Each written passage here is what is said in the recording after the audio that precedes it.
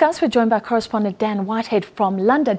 Great to have you with us, Dan. Now, on the JSE, SABMiller jumped up by about 10%. Did we see huge jumps in Britain as well?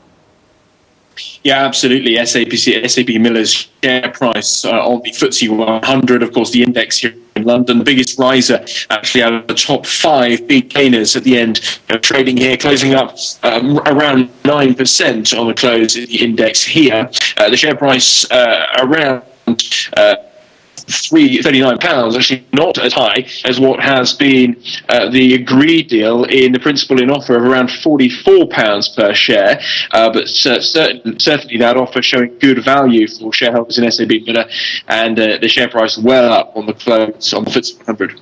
Beyond the investment community, is there huge interest in this deal? It's massive.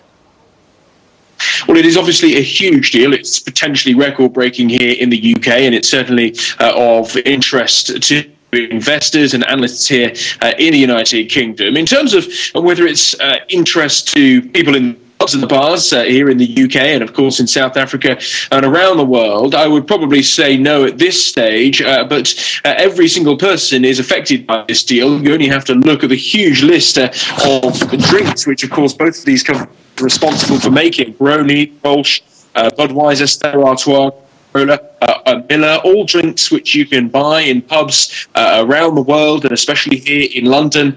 And so consumers here in the UK will not be wanting to see any change at the bars and pubs. They will be wanting to see the familiar drinks which they're used to, and they will not be wanting this deal to affect the drinks which they are loyal to, which individually have a very strong and particular brand following.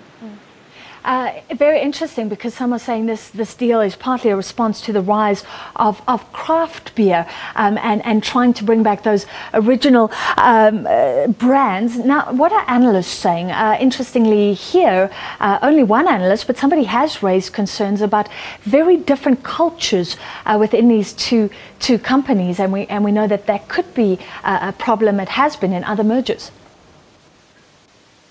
Yeah, absolutely. I interviewed one analyst earlier today, and one of the big concerns that analysts have, and they are keen to stress that this deal is not signed and sealed. SABMiller, I was at their HQ this morning, they would not put up a spokesperson yet.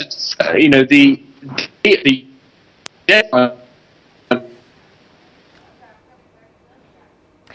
Okay, we got some from him there. I'm going to have to cut it. That was correspondent Dan Whitehead from London. We are